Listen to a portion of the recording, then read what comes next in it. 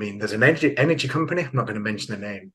I WhatsApp them and says, hey, thank you for the WhatsApp. We hope to reply within 3 days. Wow. And you know, there's an analyst at Forrester I'm particularly fond of called Christina, and we had a good chat. And she said, look, it should be synchronous for the customer, no, synchronous for the enterprise, but asynchronous for the customer. So the customer replies whenever they want and gets a response. But these firms have somehow gone, they've decided that they've got a time on their hands as well. No, I know. So the firms have decided I can reply to your WhatsApp in 3 days, you know, or going through security, security, but yeah, IDMV via WhatsApp, the worst asynchronous. It took me a day just to get through this asynchronous human validation security thing. You go, if you haven't automated that and forced them into your app. So all of these things, you know, the big picture here, these things are being bolted on. But coming back to where we're beginning our conversation about omni-channel, big promise, often not succeeding in that. The first thing that you've told me, which I think is really fascinating to everyone listening to this, is that here's a data set of 8 billion interactions.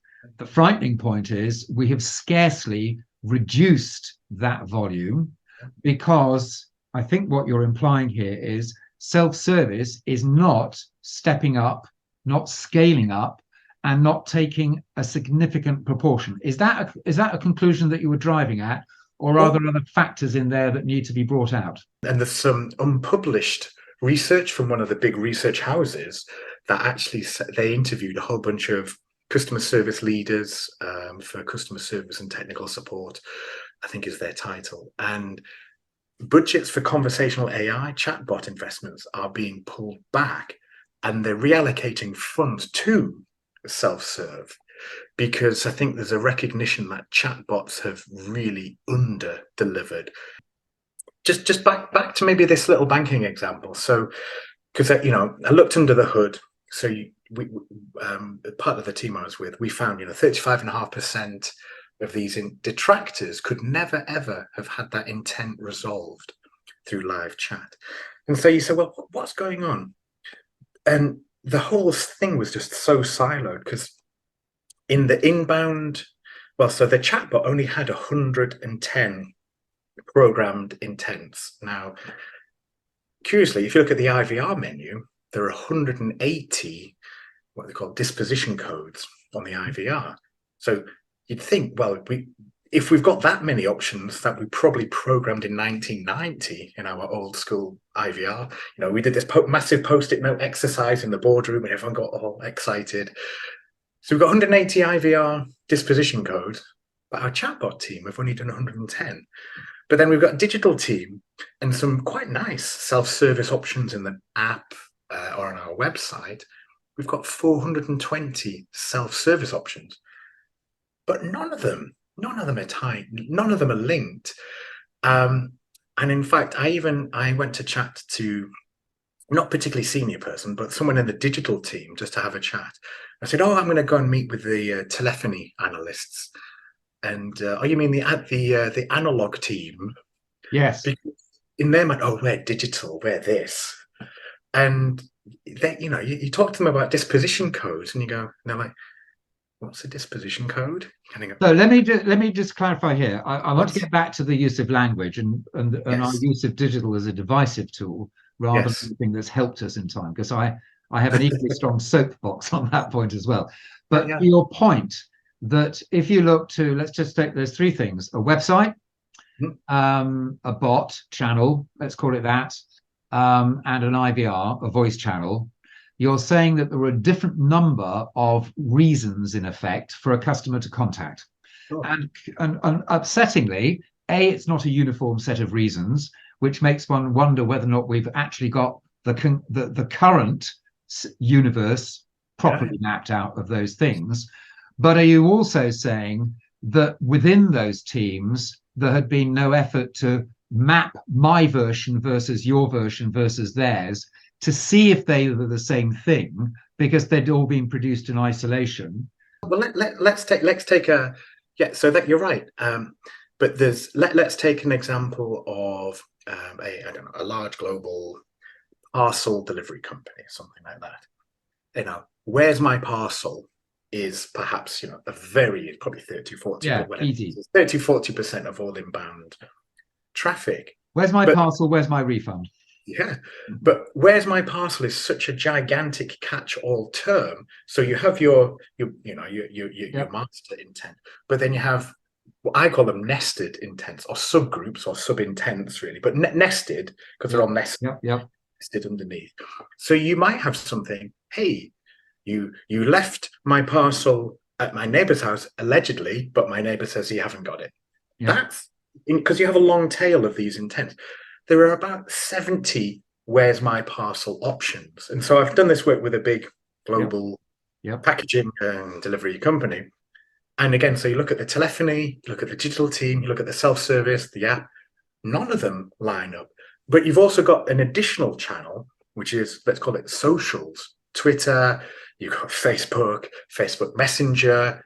So not so much in the banking, but you've got those same requests coming through the marketing channel. And again, talk about silos. You've got digital team, marketing budgets often sit, So to be clear, from the customer's point of view, apart from the fact customers will talk about their problems differently. Yes. If you look to the fact that there are 70 versions of that problem, which can be expressed, relatively speaking, in different ways, what you're saying is the identification of them and the expression of them and this is the three variations in which they talk about it has not been standardized across all those different teams. Is that the point you're making here? In almost never is it standardized, and because they just sit in very, very different silos.